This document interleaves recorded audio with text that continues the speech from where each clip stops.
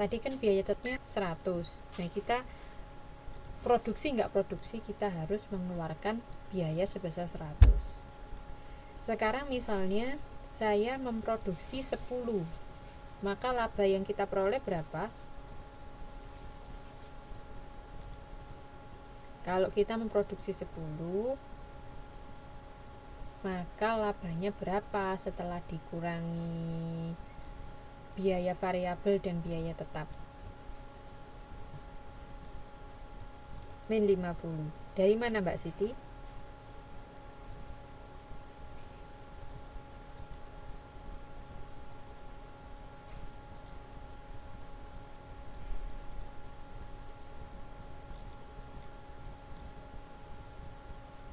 Iya, betul. 5 kali 10 unit dikurangi 100 sebagai biaya tetap, kos tetap. Oleh karena itu minus 50. Nah, kalau kita sambung-sambungkan terus 10, 20, 30, 40 sampai 50, jadilah grafik di halaman 4.16. Oke. Di situ saat titik impasnya sama dengan 0, saat titik impas unit yang terjual ada berapa teman-teman?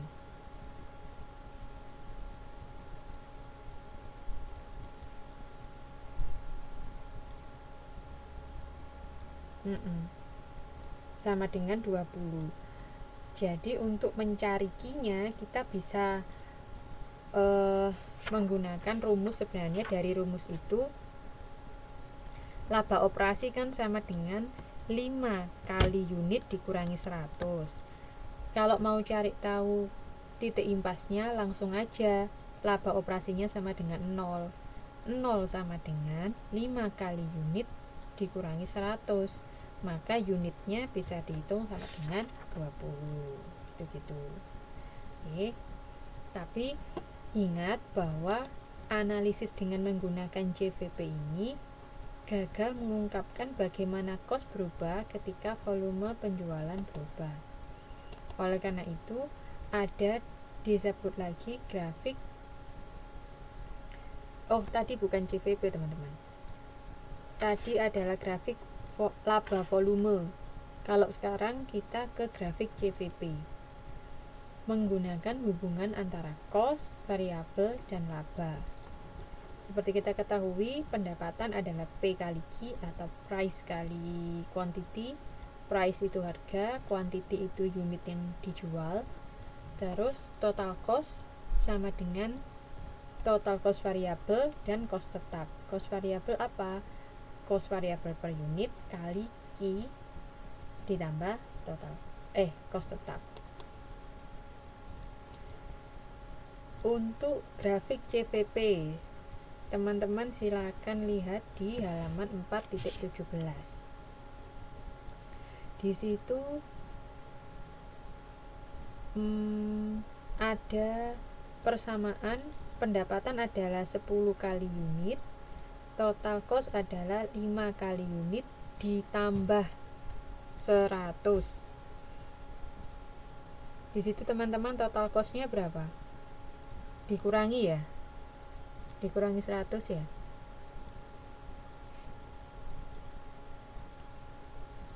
Nah, itu harusnya ditambah karena itu total cost. Oke. Setelah itu kita ada persamaan pendapatan, ada persamaan total cost. Sekarang kita masukkan ke grafik. Oke.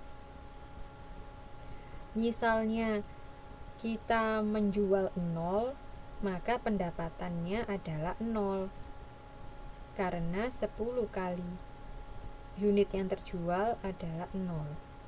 Kalau kita menjual 10, maka pendapatan yang kita terima ada berapa teman-teman?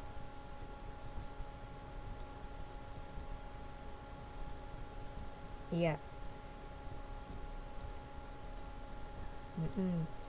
Kalau kita menjual 20, maka pendapatan kita berapa?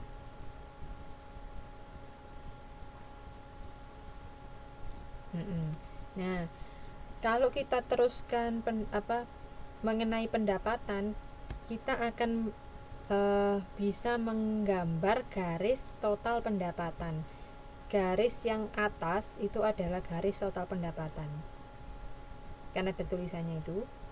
Nah, sekarang kita mau bikin garis yang kedua, yaitu total cost. Yang pertama, kalau kita produksinya sama dengan 0, total cost-nya ada berapa, teman-teman?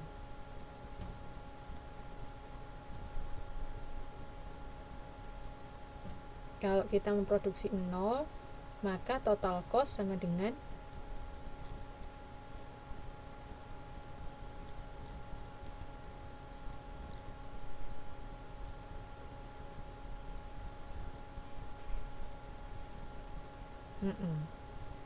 itu. Sekarang kita lihat garis total biaya di situ. Nah, misalnya kita memproduksi 10, maka total cost-nya ada berapa?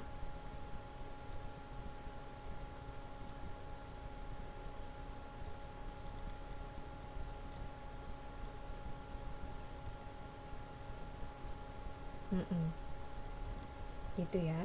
Jadi total cost-nya kalau dihitung-hitung, maka menjadi garis total biaya atau garis yang kedua itu. Nah, garis persimpangan antara total pendapatan dan total biaya disebut titik impas. Kenapa persimpangannya disebut titik impas? Karena pendapatannya menutup total biaya. Pendapatannya digunakan untuk menutup biaya yang dikeluarkan saja.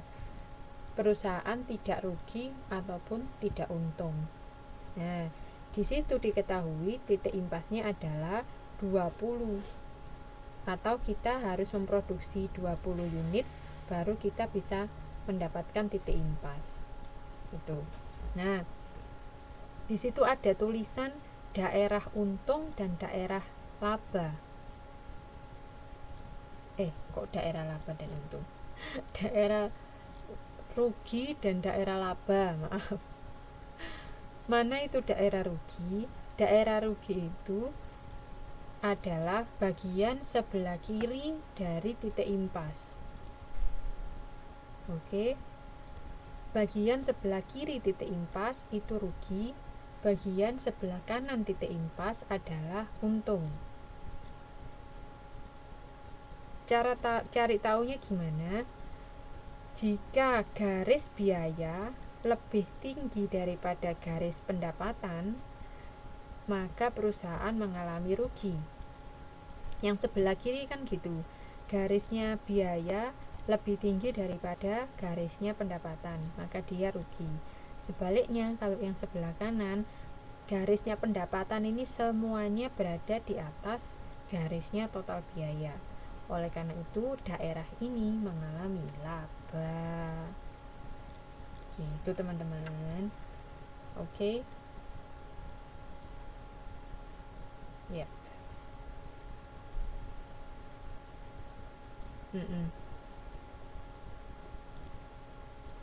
Yes, oke. Nah, sekarang perubahan dalam variabel CPP. Ada alternatif 1, jika pengeluaran iklan meningkat sebesar 8 juta, penjualan akan naik dari 1.600 menjadi 1.725. Alternatif 2, penurunan harga 400.000 menjadi 375, maka penjualannya akan meningkat. Yang ketiga, menurunkan harga dan meningkatkan iklan akan meningkatkan penjualan banyak sekali, dari 1.600 menjadi 2.600. Nah, dari alternatif-alternatif ini manakah yang akan kita pilih? Nah, kita masukkan. Alternatif 1, kita mau menaikkan iklan, biaya iklan. Kalau biaya iklan kita naikkan, unitan yang terjual akan naik. Margin kontribusinya